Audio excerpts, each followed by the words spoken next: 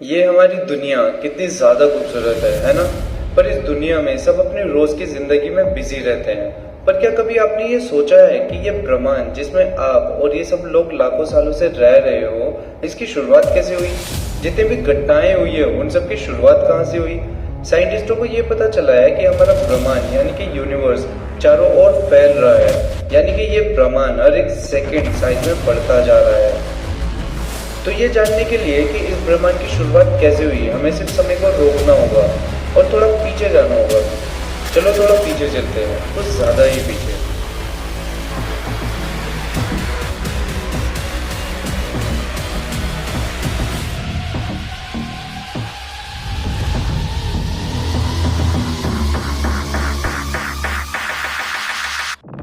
आज से करीब 13.8 अरब साल पहले ये है हमारा अनंत ब्रह्मांड। सब कुछ इस परमाणु से भी छोटे से गोले के अंदर सब कुछ समाया हुआ है। इस ब्रह्मांड में जो भी होने वाला है, जो भी घटना घटने वाली है, सब कुछ इसमें मौजूद है।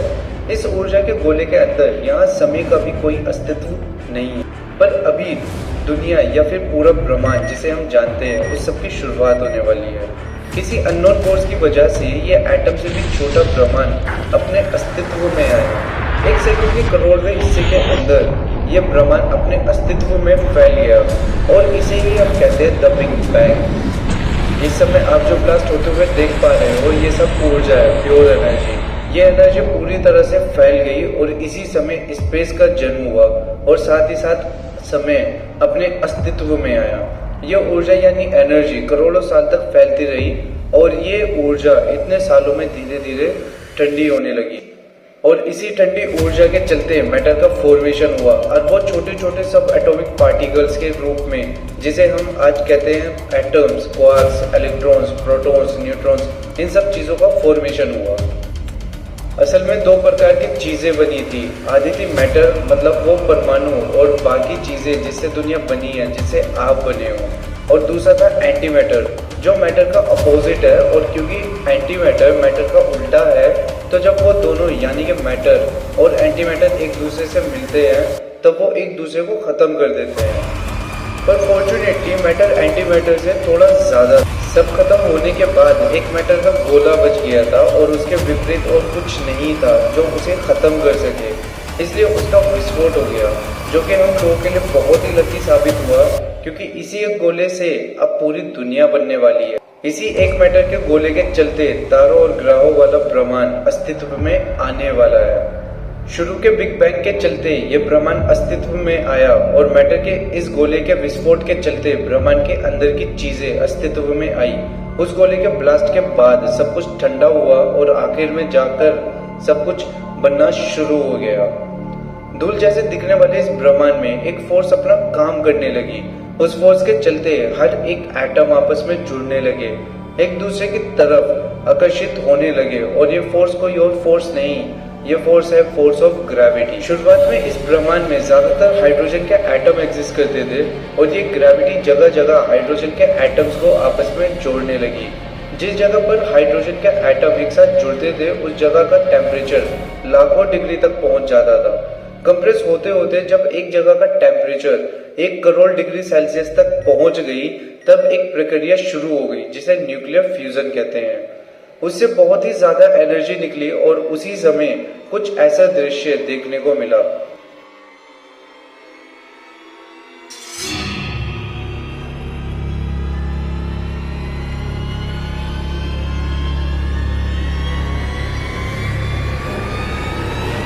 इस ब्रह्मांड का पहला तारा अस्तित्व में आया, फिर इसी तारे को अपना एक दोस्त मिल गया। फिर इसी प्रक्रिया के चलते चलते शुरुआत में 200-300 तारे अस्तित्व में आए और लाखों सालों में करोड़ों तारे अस्तित्व में आ गए। जी हाँ, यही वो तारे हैं जो आप रोज रात को देखते हो।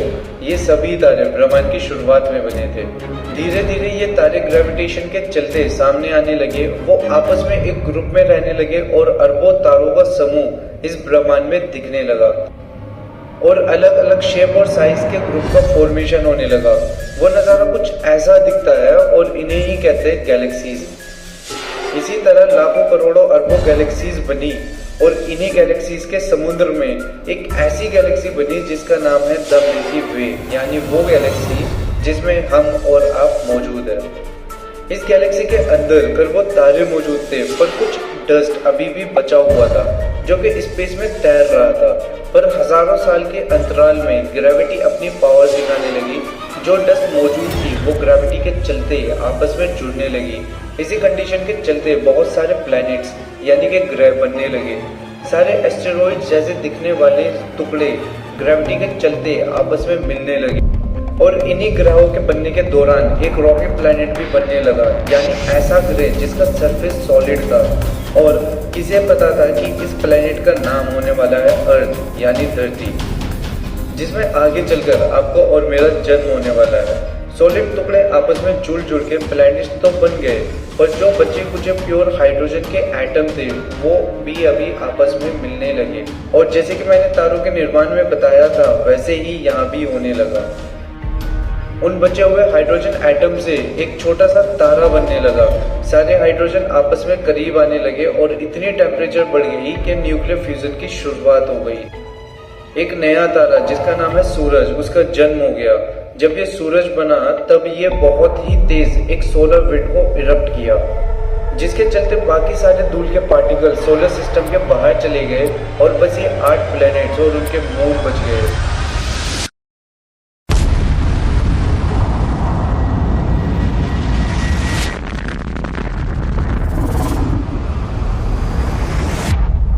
और सोलर सिस्टम ऐसा दिखने लगा जैसे कि वो आज दिखता है। सोलर सिस्टम के बाहरी तरफ बहुत सारे गैस के प्लैनेट्स बनने लगे थे, जैसे कि जुपिटर यानी बृहस्पति ग्रह,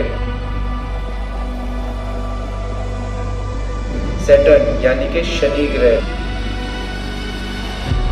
यूरेनस यानी कि अरुण ग्रह और नेपच्यून यानी कि वरुण ग्रह। और सोलर सिस्टम के अंदर की तरफ इन सॉलिड प्लैनेट्स का जन्म हो गया था, जैसे कि मरकरी यानी बुध ग्रह, वेनस यानी कि शुक्र ग्रह, मार्स यानी कि मंगल ग्रह और आखिर में हमारी प्यारी सी धरती।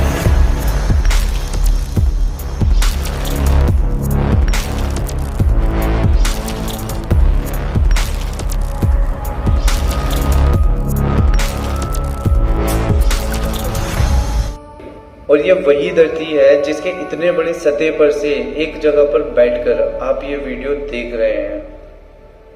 आपके जन्म के पहले इस ब्रह्मांड में इतना कुछ घट चुका है। बिग बैंग से जन्मा वो मैटर और उस मैटर से जन्मा तारा और इस तारे के बाद ग्रहों का बनना और इसी के चलते आपका जन्म हुआ।